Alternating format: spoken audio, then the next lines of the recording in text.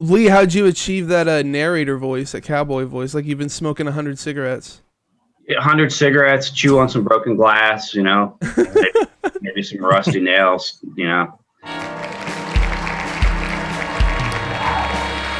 Welcome to the 84th episode of the Cast That Ends Creation. I'm your host, Chris Deering. This is the show where I interview bands and public figures from the mathcore and mathcore adjacent communities. If you beautiful people in chat have any questions or comments, feel free to drop them in. I'll try to read them aloud. If you like this up for $5, you get access to some exclusive emotes as well as early access to all interviews before they hit YouTube and streaming platforms. You can also sub for free by attaching Amazon Prime account to your Twitch account.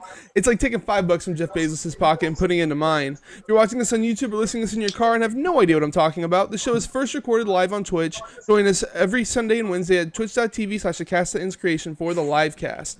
With that out of the way, let me introduce our guest today who dropped their third album, Darwin Falls, last Friday through Roman Numeral Records and Wolves and Vibrancy Records. Welcome in Fawn Limbs. What's up? I don't know what just happened. Hold on one second. I don't know where y'all went. Oh, typical. Okay, well, I guess we could just start talking, but we're ugly anyway. At least nah, I can hear us. You guys are beautiful. I guess while I'm figuring this out, y'all could tell us who you are, what you do in the band. Cool. Well, yeah. I'm Lee. I'm Lee Fisher, and I am the drummer, the percussioner, for Fawn Limbs, and I do side work as a cowboy in distress.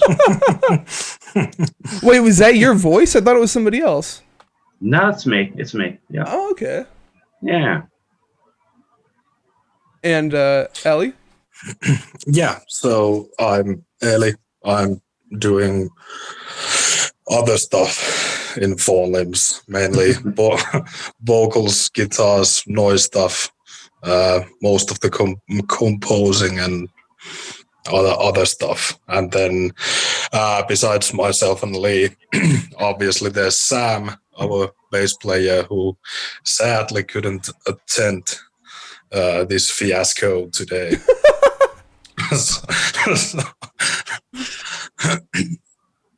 Okay, well, so we talked to Ellie, or I talked to Ellie a while back, so we kind of know the history.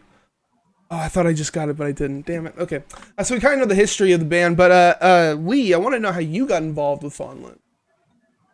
Well, back then, when we met, he was going to offer vocals to help for the side project that happened to be the same side project that I was working with Gene Strider from Coma Cluster Void. That's how I met Ellie. We became Facebook friends. And I think within a week or two, I was making some posts looking to start some kind of grindcore-ish, mathy, kind of out of the box, crazy stuff. And he saw it, and sent me some demo stuff, and I loved it. And we got to work immediately. And that was a little over 3 years ago. And we haven't stopped since.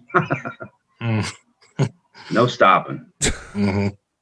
You guys released 4 EPs, 2 albums since 2018. Now you're back with your third album, Darwin Falls. I would ask what's different this time around, but it's super obvious. Like, this is a completely different sound. Yeah. Like, y'all are using heavy use of like other instruments that aren't used typically in heavy music. What brought y'all to that? Like, where'd that come from?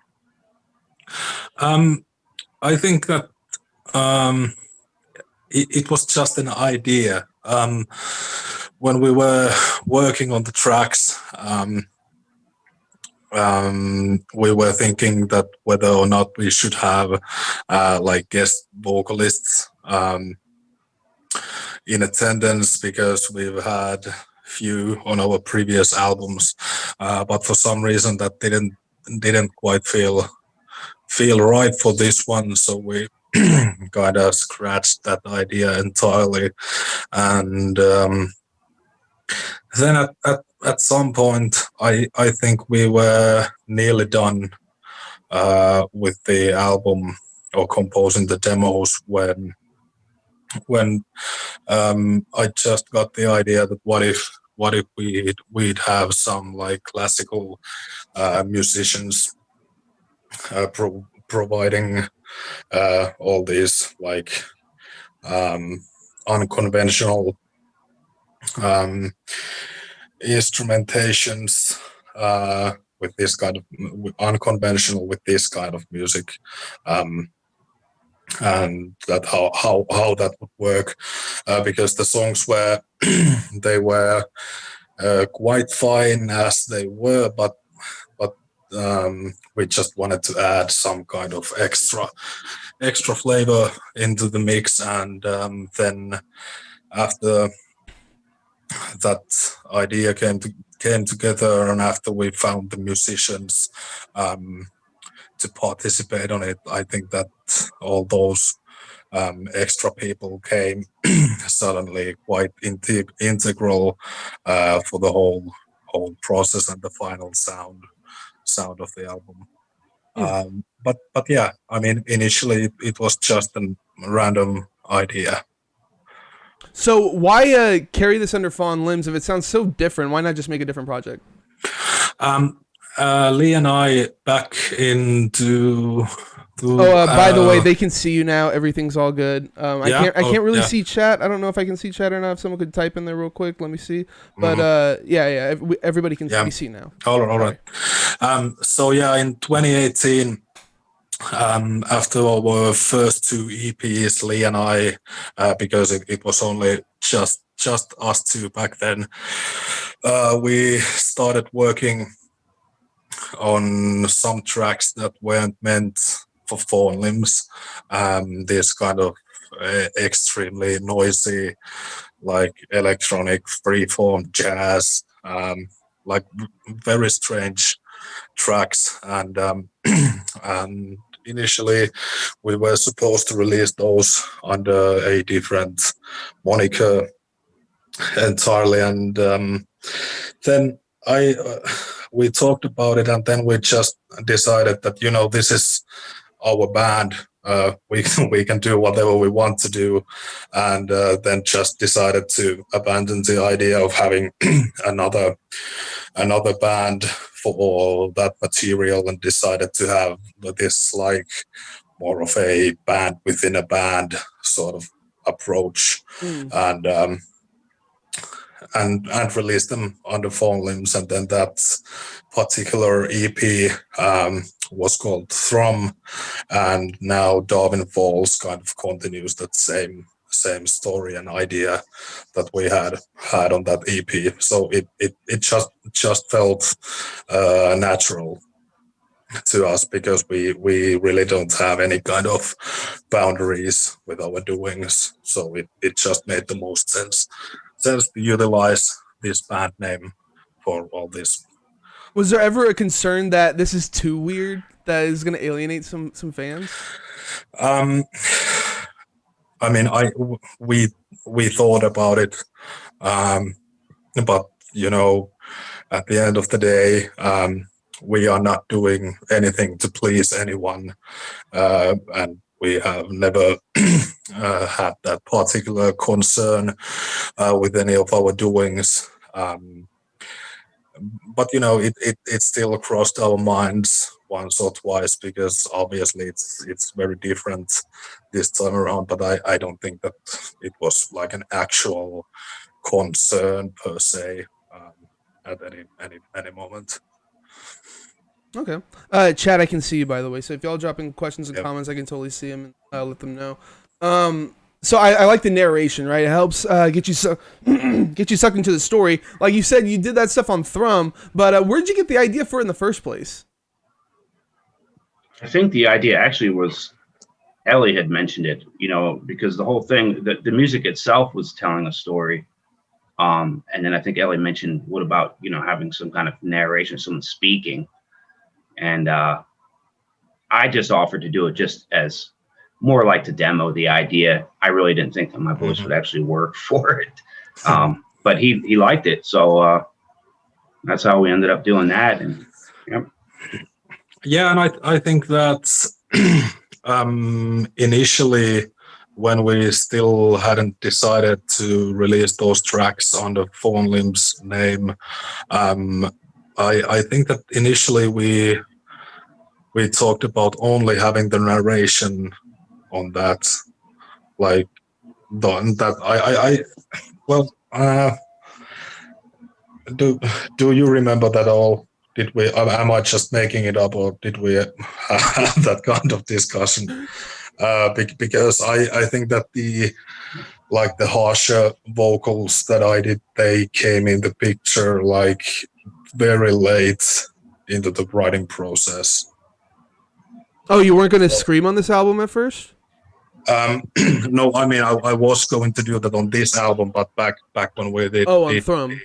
Yeah, that one. But yeah, I think there was something like that.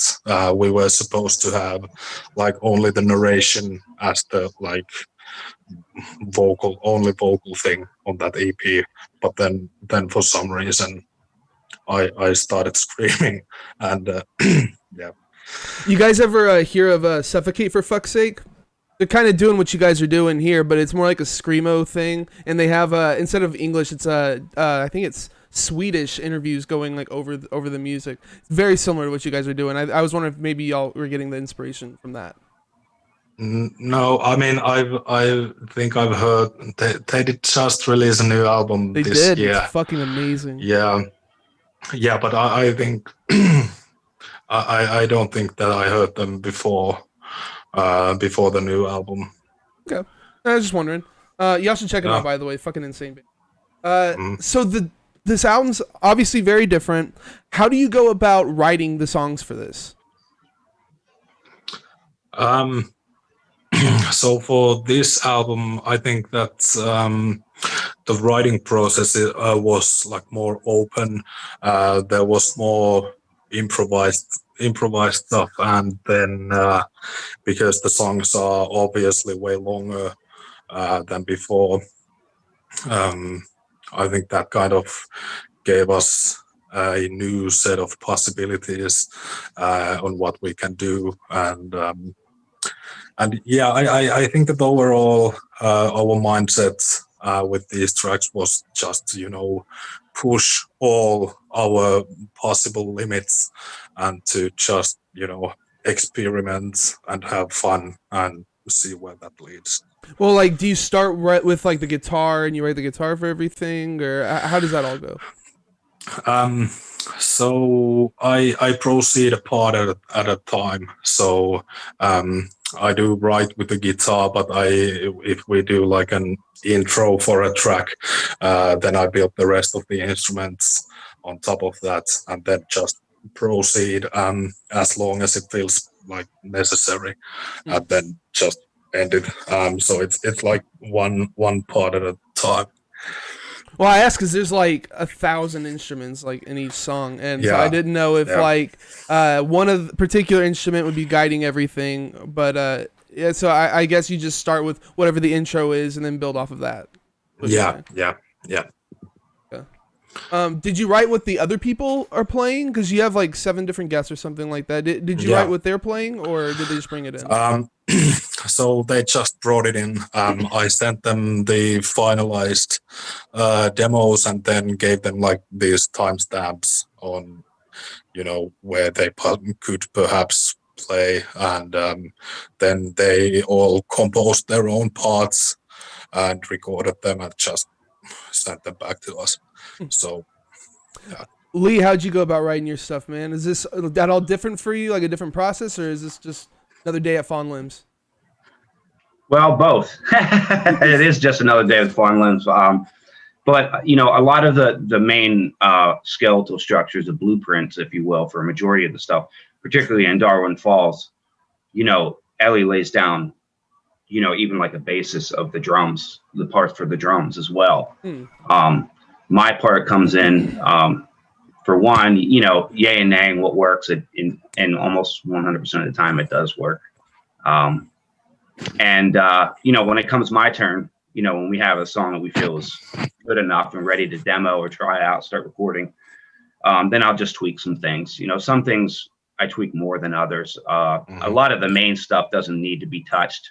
Rarely have I ever heard something and said, hey, let's really change this to this, or all the stuff that any changes that I make are usually just to give it more of a human feel and to throw my personality into it. Yeah. But with Darwin Falls particularly, there are a lot of moments, particularly with the narration parts, where it quiets down a little bit, and a lot of that's just improv, just going over and improvising over it. So you don't want to be super spastic and crazy when you got this kind of mellow narration under it. So, and that's how those parts just worked out. Is just most of those are just free form, So, yeah. Shinobi's Torn. Shinobi's Torn in chat says, Ellie, correct me if I'm wrong, but I think you do all the artwork for Fawn Limbs albums. It has a pretty obvious theme and aesthetic from album to album. What's the inspiration behind all of that and the process for creating each cover or other key art? So I am doing all of that. And I think that the theme or the overall concept, it only started to develop after our first album. But yeah, I mean, the basic process is that I'll have a model, a camera, and then I'll take a bunch of pictures and pick the good ones, and that's it. So I can't bring the cover up now, but the hands are super distorted. I don't even know how you get your hands to sit like that on the cover. So how did you do that? It looks like you had to break wrists or something to make that happen. No. I mean, for all the art stuff on this album, because this time around we did that 12-page booklet with the vinyl. There was more space to fill, and more room for me to try out different things. And the idea for this artwork came from another project that I was working on that then never materialized. But then I decided to utilize that aesthetic with this one. And and yeah, I mean, there's no manipulation in the photos or nothing like that. It's just it's the perspective perhaps which probably makes it seem quite disjointed at times. Yeah, I don't know how you can turn your hands, but I was trying to do it before, trying to figure out how you had them set up, but yeah, that looks impossible. Yeah. Is a model someone that you know or just some random person? So the models I work with are at the moment they are people I know, because they know how I work and I can direct them, and it works. At the moment I very rarely work with someone I don't know, but yeah, mostly people I know, and I think that's about that. We'll keep their identities safe. Okay, I gotcha. So you guys have this great image, imagery, not just with the album covers, but with the art. Why not make music videos instead of just the streaming videos? You could have done some crazy stuff with this, with the storyline going on. Yeah. So with this album, we had actually plans for at least one music video, but then that sadly fell through due to lack of resources, mainly time. We started working on that a bit too late. I mean, you can still put something out now. Yeah, but that's we have something in motion that will hopefully materialize during this fall.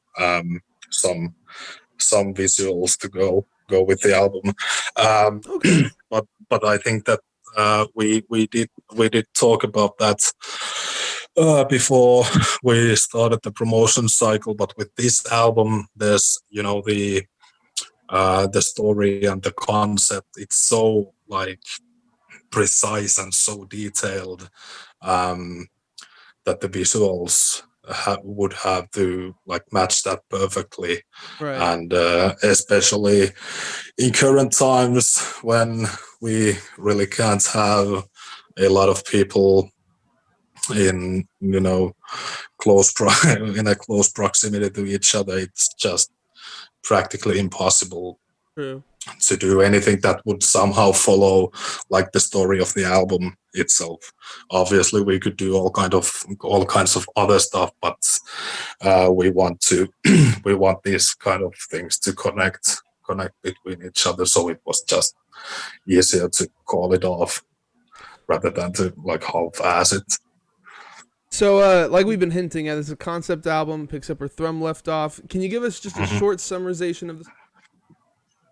Okay, so the story follows this one unfortunate person who is the sole survivor of an incident that occurred in the late 1800 something. I can't remember the exact date, but it kind of mixes real life events with fictional stuff. And basically this album is detailing that person's or the main character's like story, how it all came to be, why he is where he is at the moment, and then like detailing all the terrible shit that he's going through. So yeah, that's basically the Darwin spine. Falls is actually a waterfall in Death Valley, and now I gotta ask Yeah. you're dude from Finland. Like, why are you writing about the deserts in California? I mean, it has very little to do with the fact that the place or where it's at. But I think that's a whole like theme initially came to mind because we already had this kind of a Western kind of style on the Thrum EP, and it felt just like natural for us to build the story around that idea. So yeah. Well, like, where'd you come up with it to begin with? Like on Thrum, even. It just seems like a random like theme to go with. You know what I mean?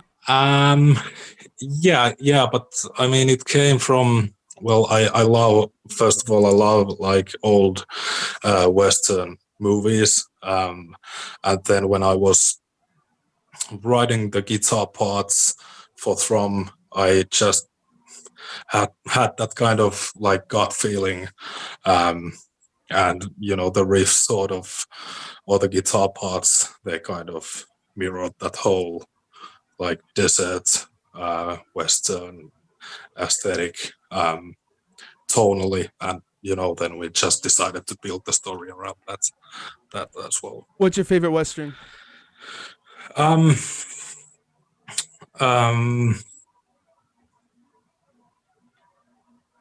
That's quite difficult to answer. I mean, I particularly enjoyed the older Clint Eastwood films. He did that one trilogy. Yeah, one from Italy, right? I forget what it's called. No, I think that's another one. But because the most of those I have seen have like Finnish titles around here. I'm not sure at all Gotcha. what they are in English, but yeah. What about you, Yeah, Lee? so- Are you into like Westerns and stuff? I mean, I've grown up, seeing the old Clint Eastwood ones, Two Mules for Sister Sarah, stuff like that, Fistful of Dollars. But I'm not too knowledgeable in that area. I've seen a couple growing up, and every now and then one will come on, but I'm not a connoisseur of Westerns or anything. So, yeah. Western con. So this was mixed and mastered by Samuel Vanny at Lead and Soul Studios. He also did your EP, Yeah, Their Holes Aroused by the Splinter Card from their. yeah, So I guess is this someone you're really comfortable with? Like he knew what he was doing. yeah, yeah. Um, I met Sam online. I think uh, in the summer of 2019, and I was already familiar with the stuff he had done because he had mixed and mastered a lot of albums that I knew, and at that time we had already made plans on who would mix and master Sleeper Vessels, but we did that EP in, we just decided to quickly have something done and released by the end of the year, and then asked him to work on it, and it felt like it just felt really natural to work with him. And then shortly after, I started another band with him, and then another one and another one, and yes, and so I knew him, and Lee and Sam knew him as well, and he's the kind of guy that I want to work with. He just, he knows his shit around things, and he's just extremely pleasant to work with. And What was yeah, his reaction to this madness that you guys brought him? um, I think he was quite shocked at first, but I did tell him quite early on that this album will be like very different, all things considered. So he was kind of expecting that, but yeah, I think that he also enjoyed working on it because it gave him all kinds of different opportunities with these extra instrumentation and stuff like that. So Well, speaking of the different instrumentation, you've got mm, 7 guests on here. Read them out real quickly. mhm, Stephane Babby, mhm. David Burke, Michael Free, Hannah Ott, Felipe Simone, or Simon, Richard Spencer, Ivan Zapata. Who Yeah. are these people? Just some friends of yours, or? Some some of them I knew beforehand from various connections, and some of them I didn't. Um, Okay. um, so like when the idea of having these classical instrumentalists participate, I first reached out to the people I knew, and then I made a public post to Facebook about asking if anyone knew someone who might be interested in doing a thing with us. And so then, the rest just came together by word of mouth. Someone knew someone who knew someone. And so, yeah, yeah, that's So did how you they set came up for into the these picture. instruments specifically to begin with, or is this just like what you could No, find? yeah, it was. I knew the people I knew. I of course knew what they played, but um, it was like mainly a random chance with the rest. Just whatever they played, then they'll play that on the album. So we didn't really set up on any particular instruments. Okay. So what was the whole recording process like? Is it just like a bunch of chaos happening, or how did it all go? Um, it was extremely smooth. Oh, Um, really? Okay. yeah, there was no chaos at all. I mean, the worst part of the whole recording process was for me to edit those guest slots into the tracks and send them to Lee and Sam. But that was like the only um, only annoying thing on it. But it came together very easily, very naturally. Um, because this time around we did something that we hadn't done before. Um, as most of the guitars were recorded prior to recording the final drums and bass and vocals. Usually it's the other way around, so the guitars will be the last thing. Really? Okay. Yeah, and so this time around I led with the guitars, then Lee just did his stuff, Sam did his, then I recorded the vocals, and I gave some kind of a schedule for the guest players, and then they just, one after another sent over their stuff, and yeah, it was very simple. Nice. Simple altogether. Yeah. Lee, how'd you achieve that narrator voice, that cowboy voice, like you've been smoking 100 cigarettes?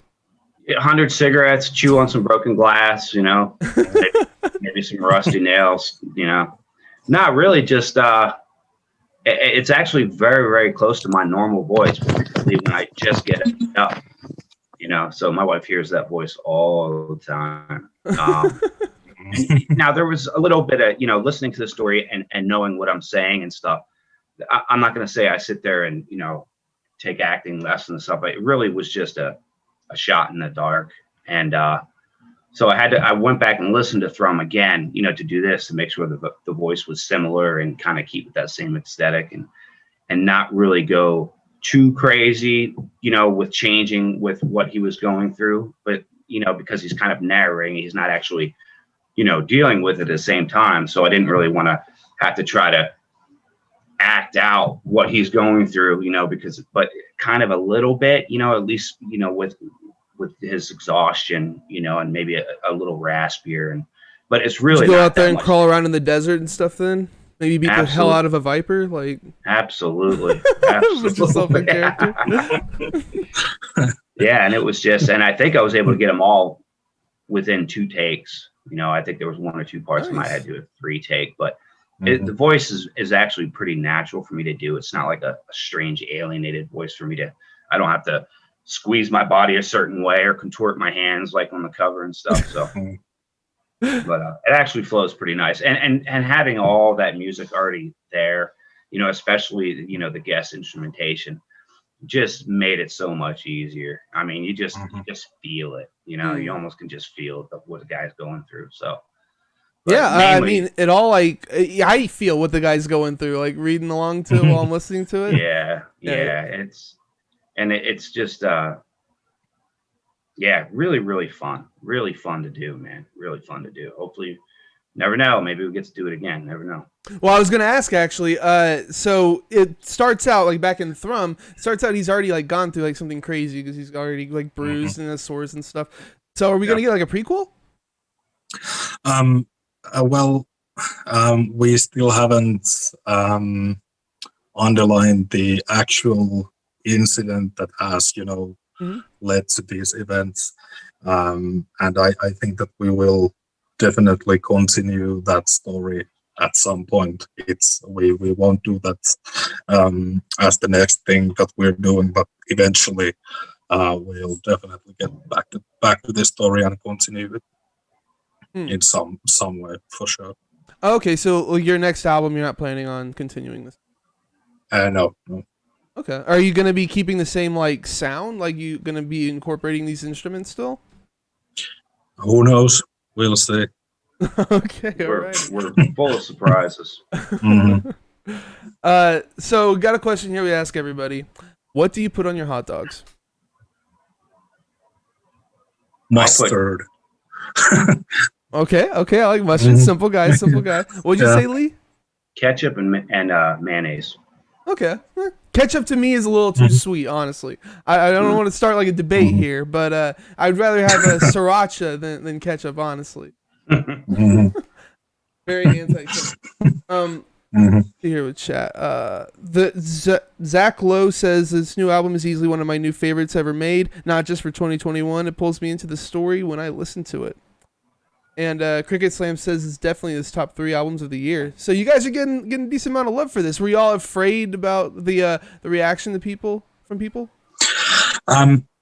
Well, not really afraid, but we had some thoughts thoughts about it, mainly because it was so different. Like it obviously doesn't bother us that much. We're not thinking that what our audience or fans are expecting and what they'd want us to do. We are, since we are like doing this for ourselves. But yeah, we still certainly recognized that there's definitely a possibility that this album won't do well. I think we're losing Ellie. Yeah. There he is. What? There we go. There we go. Looks Yeah. like you're back. I think also, Yep. With the people that have been following this band for, because we've only been around, 3 years? And God, it seems from like the so much beginning, longer than that. That's crazy. But yeah. it does. And our progressive rate, at the rate that we evolve, because we're so busy and we do so much releases, it's kind of what most bands would do in 10 years as far as how they sound in the beginning and how they sound 10 years later, because normal bands will put like maybe 4 albums out in a 10-year period, 4 or 5 albums, whereas we did like 4 or 5 EPs, a long single, 3 albums. So the people that have been there since Towing Heads, they were cool with that extreme change, just all the way up to Sleeper Vessels. Even Harmer Missions is a lot different than Towing Heads, So I don't think there really ever was of that kind of concern, maybe with new audience, but it's, Fawn Limbs is art for the sake of art, we do it for ourselves, and the fact that anyone likes it at all is just icing on the cake, Really cool. Yeah, I absolutely agree with that. I also think that nowadays people are looking for like something different, because if you step outside of the mathcore genre, like a lot of bands sound very similar to each other, and I get tired of it sometimes, listening to like the same metalcore band playing the same riffs and stuff. So it's a breath of fresh air when something like this comes out, because it's so radically different from everything else. Yeah, and it's we don't want to sound like anyone else, and we definitely don't want to do the same thing twice, which has sort of led us into this album, because we'd rather just continue our experimentations and see where they lead us, rather than play it safe and just keep doing the same thing over and over again. Is there anything you'd like to do that you haven't done yet? Yeah, a lot of things, but with this band, you never know what's happening next. So I think that especially after this album, like, all of our options are open, and we can just do whatever we want to do. Which is there anything specific that you would like to do at some point? Not trying to give things away, but just some in the back of your head or whatever that you'd like to try.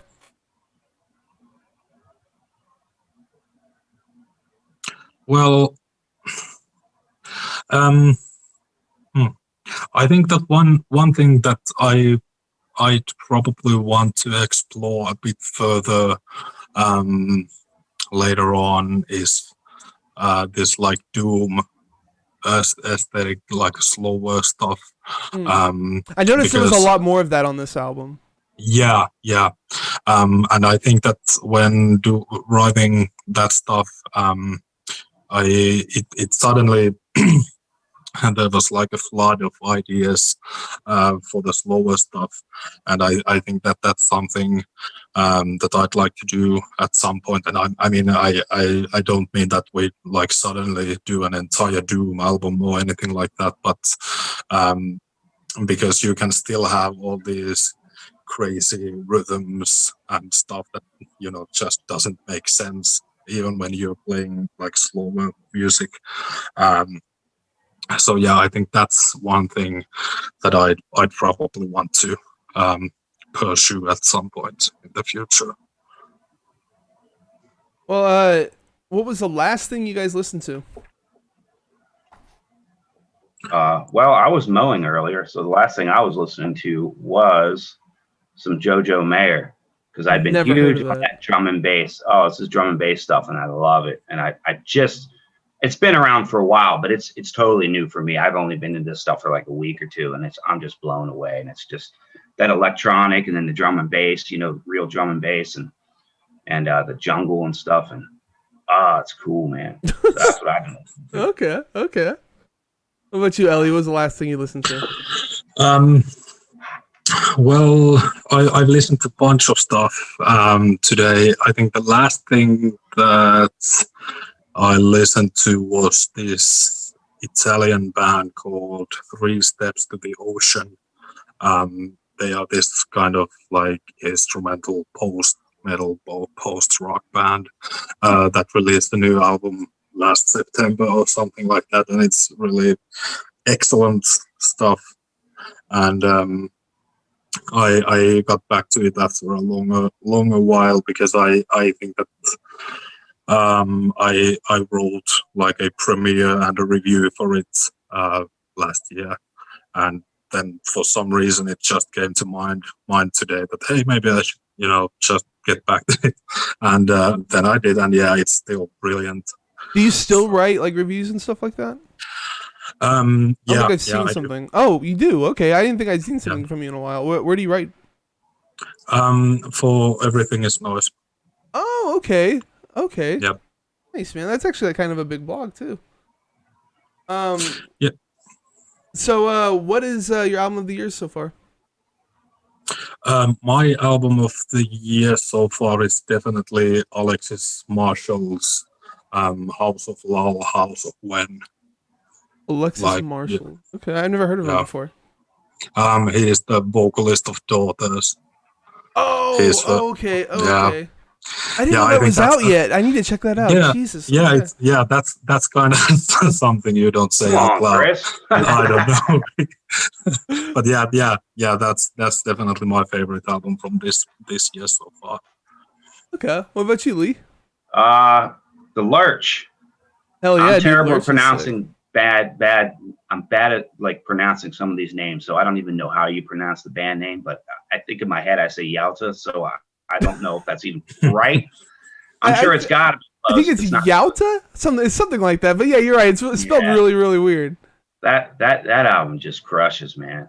They're just doing something that's just really piques my interest, and everything is just so fresh to me. But I live in a gray box, so I don't listen to a lot of new stuff, and it's not really because I don't want to, but I've always found it very overwhelming. There's just so much that comes out on a daily basis.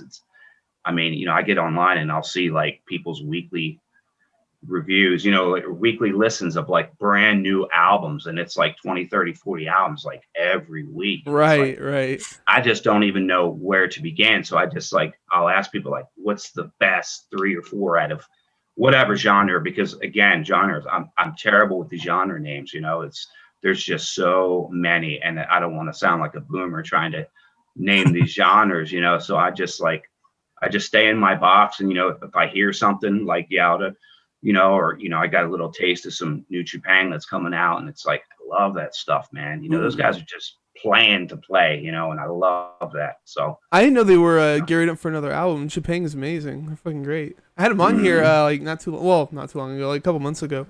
But yeah, so you mentioned genres. What genre are you guys? You had to describe yourselves. That's like difficult. Because there's, especially on the new album, there's just so much stuff happening. But at the moment, I think that I'd put us somewhere around like avant-garde, math grind / folk music, probably. / folk music, I like that. Yeah. I think that's the most accurate description at the moment. At least for right now. Yeah. Next album is completely changed. Yeah. We never wanted to like to be part of like any single scene or like do something that's particularly this genre or this one. So yeah, you can call us pretty much like whatever you want because we don't care. That's awesome. It's a good take to have. So as far as merch goes, you guys got CDs over at your Bandcamp page. There's vinyl over at Roman Numeral and Wolves and Vibrancy's websites. And their links will be in the description on. I saw one shirt over at Wolves and Vibrancy. Are you guys planning on making more shirts? I'd definitely pick one up. Yeah, we are definitely doing few shirt designs this fall. Some tees, some hoodies, probably. But we are, as you know, we're extremely like careful with our whole aesthetic and themes. So we want to be like extremely sure that those designs actually reflect the band. And that's also why there hasn't been that much merch from us yet, because all this photographic stuff really doesn't work on shirts. So okay, I see that. And that has limited it quite a bit. But yeah, we are definitely doing something. Okay, well, looking forward to that. But all I had to talk about. Oh, I had one more thing. So when are you guys playing the show? Why don't y'all get together and play some shows? Do it like Frontier, right? Like, come on, y'all can do this. Well, I mean, never say never. It might happen at some point. It might not. We shall see. Are you, or is that something that y'all are like trying to do, or is that just like something way down the line we might get to it? I think that it's more of a if the opportunity presents itself sort of a scenario. We are not like actively pursuing that. But if the stars align at some point, then why not? Alrighty. Yeah, it's certainly not, like you said, it's not a definite no, it'll never happen. But given the circumstances and where we all live, finances, there's so many boxes that need checked for it to happen. But it could happen. Like you said, if the opportunity happens, you never know. Alrighty. That's about all I had to cover. Is there anything that you guys wanted to talk about? Not really. Is there any questions on the chat? Nah. Did we anyone actually lost some people since we had that issue in the beginning? Yeah. Yeah. There's still some in here. There. Someone's shouting out like everything is noise and stuff like that. So yeah, there's still some people here, but no questions. Yeah. Okay.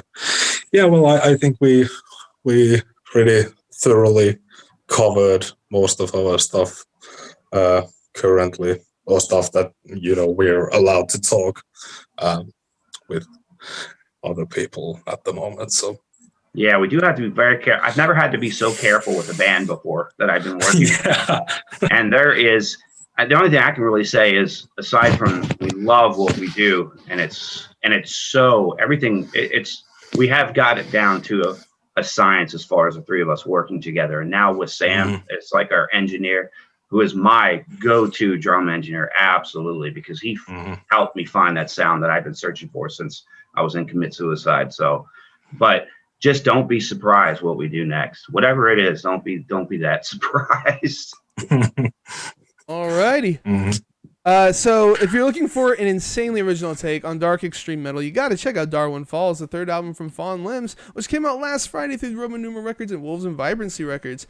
You guys are on Facebook, Bandcamp, Instagram, YouTube, all streaming services. You can also get vinyl from Wolves and Vibrancy, rex.bigcartel.com and romannumeralrecords.com. As for me, drop my channel follow so you always know when I go live. You can also sub to get access to the interviews before they hit YouTube and streaming services, as well as get some exclusive emotes. Find me on Facebook, Instagram, Twitter, and YouTube. YouTube folks, if you enjoy the video, please drop a like, click the notification. Don't forget notification bell. Don't forget to subscribe. It's a great way to support me for free. Check out my music, The Sound That Ends Creation, at thesoundthatendskreation.bandcamp.com. Just dropped a new single, Get Your Shirt Off. It's Pervert Time, featuring Cameron McBride from Methwitch. 2 weeks ago now. Go check it out. Watch the video. My next guest is Milwaukee-based screamo band Snag, who dropped their new album Death Duela back in July. Join us this Wednesday, the the 18th at 7 p.m. Central for the live cast. Thanks for being here, guys. Hope you had a good time. Yeah, thanks for having us. Yeah. It's always good talking to you. So sorry about the beginning of this. I have no idea what the heck happened. No, yeah. But yeah, you guys are great. Yeah. And it happens. thank you everybody for watching and listening.